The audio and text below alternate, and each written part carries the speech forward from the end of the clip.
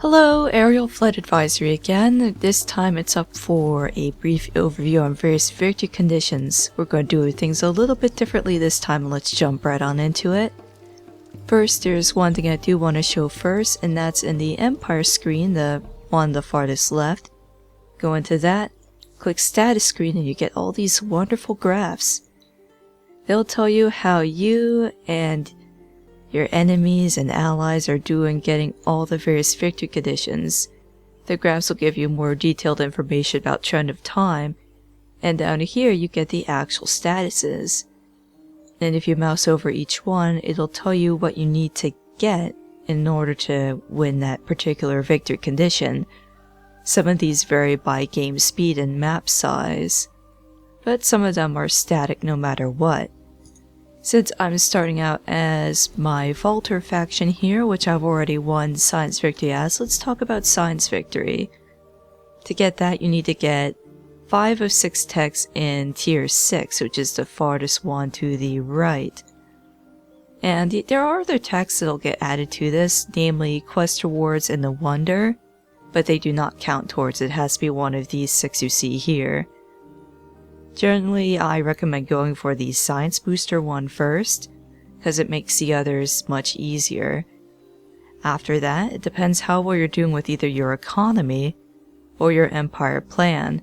If you don't have enough to at least get to the stage in the empire plan, which I'll show you in a bit, where you get extra science per district, then you'll want to do influence. But you should have that at this point. Otherwise, I'd say go for the dust, because then you can buy any science buildings that you're missing in your other cities. As you'll notice too, all these little victory texts here add on to the other victory conditions, except for maybe the food. You don't need that one as much. But yeah, the dust will help you with your economic victory, the influence will help you with a boost towards your diplomatic victory, industry obviously helps Wonder, and the Serum of Idaru helps out with anything involving your military. Tech tree in general, you're going to be focusing on getting techs you need from the right quadrant, because that's the science and industry one. Starting out, you'll definitely want public libraries if you don't start out with them. Geomic labs, that depends where you start. The Valters, which are one of the best factions for science victory, start near terrain, rocky terrain specifically. That does give science boost. But I'd say unless you have like 3 tiles near your starting city that have science effects on it, it's probably not going to be worth it. Then later on, get that one. Keep in mind they start needing titanium after a while. And then you get these two. Keep in mind as time goes on, they'll only add science per population or per district tile, and there are a couple which are things you can only build once per empire, and they're related to anomalies nearby and the size of the city. So you have to be careful where you're putting some of these buildings. And of course, I do recommend getting the influence buildings like these down here, because they'll help you out with your empire plan. The dust ones after a while not so great, because especially say this one, the dust depository, only gives you the dust bonus if you're assigning people to work on dust. So unless you are still needing a lot of cities that are dust specialized, you're probably not going to use that so much. And then there's another science tech there. And there's another one there, but at that point you're probably pretty close to tier 6 anyway, and you'd be researching that. Another thing too, which I didn't get this playthrough, are the stockpiles, which are here and here. So if you have a city that's sitting around not doing anything else, have it build a science stockpile, and then use it when you get to tier 6 to boost things a little bit. As far as seeing how the other factions are doing, this box down here only shows you what they've researched in tier 6 so far. If you want to actually see how they're doing as far as everything else goes, open up the research tab. Generally, if they hit 45, that's the sign that they're there at tier 6. And anything after that, any notch, is going to be a tier 6 tech that they've researched. And of course the side screen gives you a good idea of how likely they're going to reach that anytime soon. As you can see, I was playing this on a much easier difficulty than I usually do, so I pretty much steamrolled them throughout the entire game. Close that too soon. One thing I wanted to check too. Moonleaf gives you plus science. It's very nice to have, and that's something that you can buy from the marketplace pretty good. Or you know what I mean. And dust orchids, which give 20% boost to everything except influence. So those are nice to have too. Other things that boost your economy like gold and dust water are nice. And dyes are nice, both to get the dust for buying buildings and the influence for this, the Empire Plan, which I've maxed out in here, but the big thing you want is to get that as soon as possible. You will unlock that as tier 3 for most factions, plus 2 on district. Means you have to have some big cities, but that can add quite a bit. Another thing the Vaulters in particular can do is they can use their holy resources. And Titanium and Hyperium both give science boosts. This is important too because any units that are having equipment that's made out of these two materials, whichever one's active, gives them a buff. Normally I'd say stick with the Titanium because it gives a larger science boost, but the Hyperium also gives a food boost, and that equipment's much more powerful than the Titanium stuff is. Another faction that's good for science victory are the Ardent Mages, because they can build pillars that which boost out their science output. Next victory condition to discuss is Wonder Victory, which I have built in my capital here. If you go under Browse, we should be able to see it. There it is. The lore, as I recall correctly, is you're building that giant mushroom building that you see in endless space. And I guess it's supposed to save the planet somehow. Either way, all faction quests end with building that wonder. Although if you want the achievements for completing the quest, you don't actually need to go that extra step. But you do need to build it if you want to win by Wonder Victory, which I have. The quest, which doesn't work in this game because it was before the game patched to include this screen as well, will show you what stage of quest that everyone else is on. The big thing is it's industry based, so stockpiles once again very useful. You don't need very many cities, you really only just need one, so the cultists are good with this too. They have other couple perks like how they get extra citizens for each converted village that makes them good too. The Wild Walkers, who I'm playing as, get their own special boost by being near a forest, and their hero, extremely good to have. They give really massive industry boosts. Like that one there, and not that one, but that one's used for your economy. And that one, they reduce the building production costs and such. It's so great. A couple techs you want to keep in mind. It, again, makes sense to get the tier 6 industry tech because it will boost the speed. I was in the process of researching it when I was completing the wonder. Starting out, you'll always want to get this anyway, Mill Foundry. Then later on, it really depends on the kind of terrain you have nearby and anything else you might feel is worth grabbing. Personally, I always favorite this one more because it unlocks 2 buildings. You get a +1 industry per exploitation, so any tile that's near a city, and +1 on terrain with a forest, as opposed to this one which only gives +1 on terrain that already would give an industry boost. And nothing really going on in tier 3 for it. Here you get a couple interesting ones. This tech is particularly good Boar's Guild because one of the things it gives is a +1 resource for strategic resource extractors. That's really nice to have for anything. And this one here is really interesting in tier 5. +50 industry on district with strategic resource. It doesn't have to be a district, it can be an exploitation, like you see here at this Titanium. So it's good if you're planning a city to build a wonder in, to set it near some strategic resources. More than one if you can, because they give really big boosts. Here's one where food helps a little bit. Well, food helps with everything really, but especially with the wonders, because you need to build one city absolutely huge for best results. Because you can't buy the thing, you have to build it yourself. Good luxuries to have. Titan Bones, they give an industry boost. Everything else, again, dyes are handy.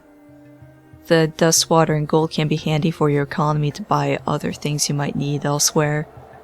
Wine can be important. It is important for everything else really because, of course, if your citizens are happier, they're going to build more stuff. Empire Plan, I didn't get to it in this game, but the tree to the right, or quadrant to the right, excuse me, is still important because +2 on district can prove a pretty nice boost here.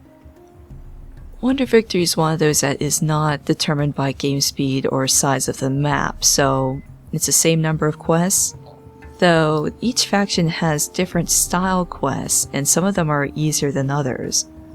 Wild Walkers and Cultists, which have probably the easiest capabilities for having a mass industry city, also tend to have the easier quests and everything else.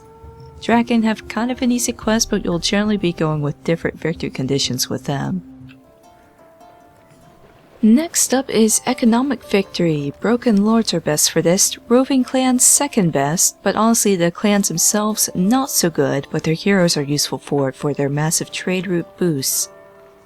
The big thing is you gain Dust, and this is the first one that's affected by map size and game speed. For a normal size map and normal game speed you need 555,500 dust. Yes, it's a bit of a mouthful. Or you could just mouse over the economic box and it will tell you. Anyway, very affected by the Empire Plan, especially early on, because +3 dust per population assigned to it on cities. Again, that's key. It has to be assigned to it. And of course, it gives all sorts of bonuses in that left quadrant there. Building buyout production, very nice. Or, excuse me, building buyout reduction. 50% onto trade route bonus, very nice. And 25% dust on cities, very, very good. All of that is really useful stuff. For luxuries, gold doesn't give you dust, but it reduces your city upkeep so you get to keep more of it in the end, because what you spend at the start of the turn for things like upkeep is not counted towards the victory. And then Dust Water is one that actually gives a boost, and Dust Orchid gives its own boost as well, just like before. And it's very much an exponential growth kind of thing. Generally, as you gain more dust, you can buy more stuff. In the case of Broken Lords, buy more citizens, which means you gain more dust and you can buy more stuff, etc, etc. So it goes like that. Science technically goes like that too, but the techs are evened out in such a way that their costs increase with time. Technically, dust costs do too, but not quite the same way. Yeah, as I said before, Broken Lords are best. Roving Clans, they're okay at it. They get the trade route bonuses, but that's it. Here's the tier 6 tech, just like I mentioned before. Although in this case I was trying to get it first before the science thing because I was that close to just completing Economic Victory as is. The dust related techs are in the left quadrant of the tree. I would recommend settling near a river for this one, because not only do you get this tech in tier 1, which gives you boosts, you can also get a Broken Lord's Hero, which gives you further boosts when placed next to a river. One tech I'd recommend that you get, which I didn't get this time around, is this one, Prisoners, Slaves, and Volunteers. It would lower your buyout costs for units and buildings even further along with the Empire Plan. And that can mean a lot of stuff. Could mean that you catapult yourself towards Economic Victory sooner, or you use your crazy economy to just power an army and plow through the enemy instead. And of course the trade route stuff, which is in the south quadrant, namely roads, because you need those to make trade routes. And there's a couple things later on that extend them. They'll have the little signpost icon. There's one there, and there's one in tier 5. Other factions that are okay at Economic Victory would actually be the two science ones, Ardent Mages and Vaulters, because they both get the technology boosts, which are essential for gaining an Economic Victory quickly. Vaulters also get their Glass-Steel Holy Resource, which gives them a dust bonus, and Ardent Mages get a Pillar, which gives them dust instead. Next is Diplomatic Victory, best done by the Draken. The way you win is you gain influence points, and then you spend them on diplomatic actions, be it peace, closing borders, open borders, declaring war, alliances, trades, etc. The most natural way to get it would be by doing lots of trades. For instance, well, if they don't like me, they're probably not going to trade much. But we can force peace with them because we're the Draken, we can do that. Techs are pretty good for it, because techs are pretty expensive influence-wise, and you gain more points if you spend a lot of influence. I'm not paying really much attention to what I'm trading, I just want to give you an idea of how you'd be able to get some points in there pretty quickly. Another way, close your borders, and then open them the next turn again, and keep doing that. That one's a bit cheaty though. Things that would generally boost the amount of points that you get would be declaring peace and alliances with other players. Things that would decrease would be declaring Cold War or Full War. But when I say decrease, I don't mean you're going to go backwards, you just gain the points more slowly. Luxuries that help, dies. Dies are pretty much it, everything else gives bonuses to other things. Status screen, diplomacy, I didn't go for it this time around, but you can see how paying attention to some diplomatic actions can give you some pretty big jumps. And you can see when I start to declare war on everyone, because I evened out right about there, I still got some points for spending the influence to declare war in the first place though. And I forget if I mentioned that this was affected by map size and game speed as well.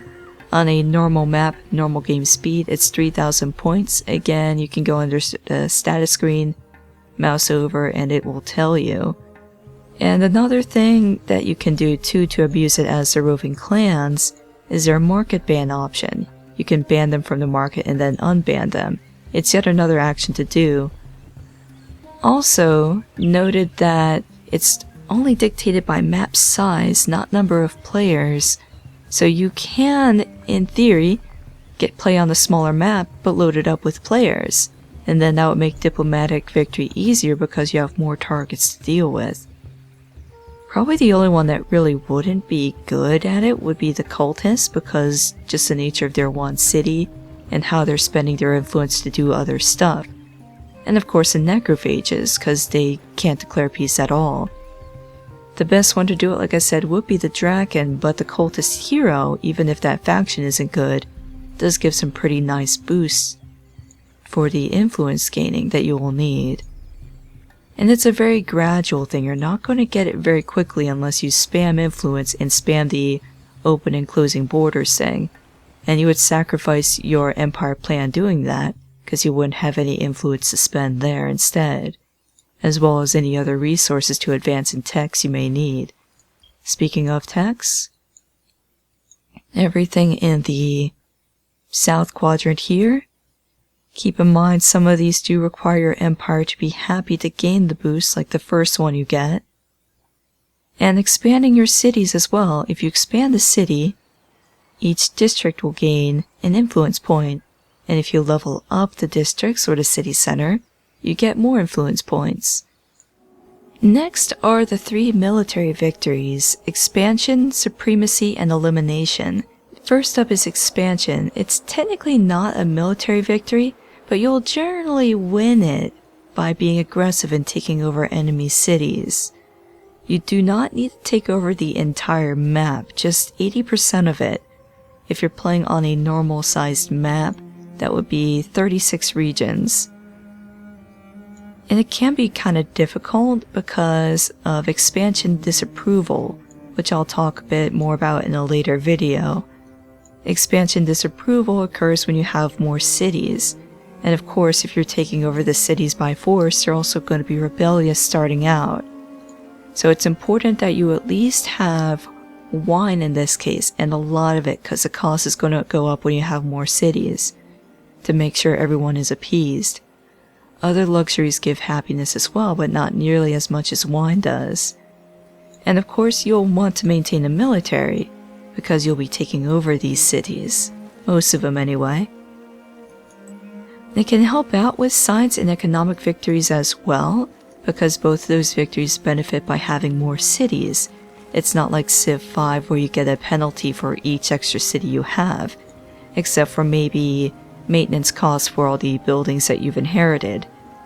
Best faction would be the Necrophages, who I'm playing as right now in this section, because of how quickly they can grow their armies and such.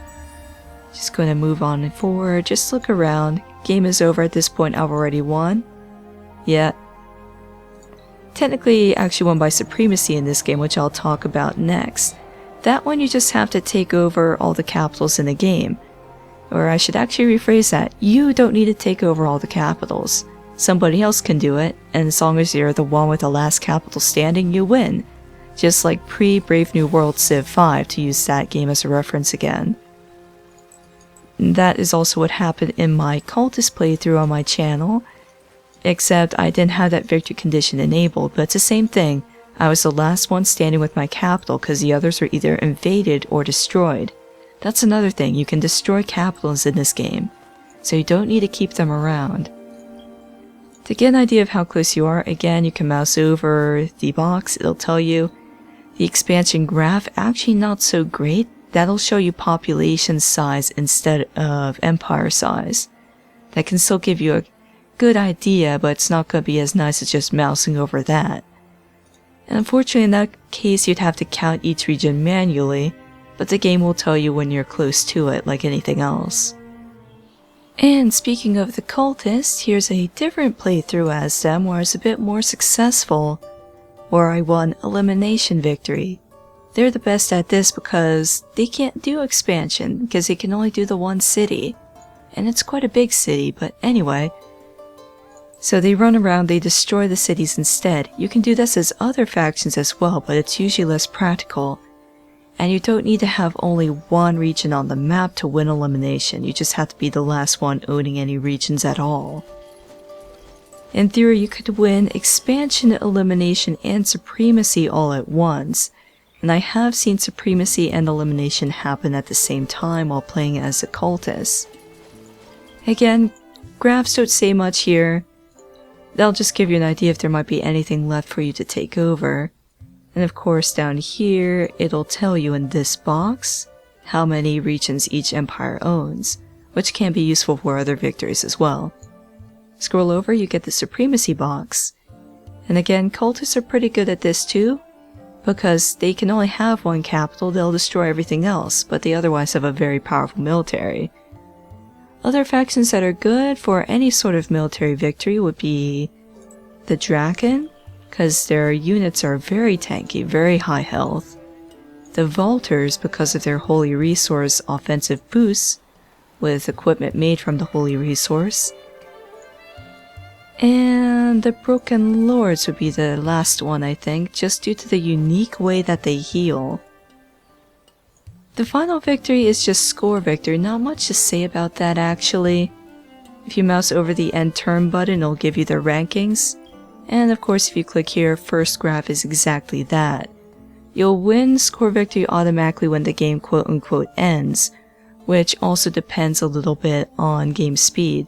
In this case, normal speed would be turn 300, and at that point you'd also be in Infinite Winter.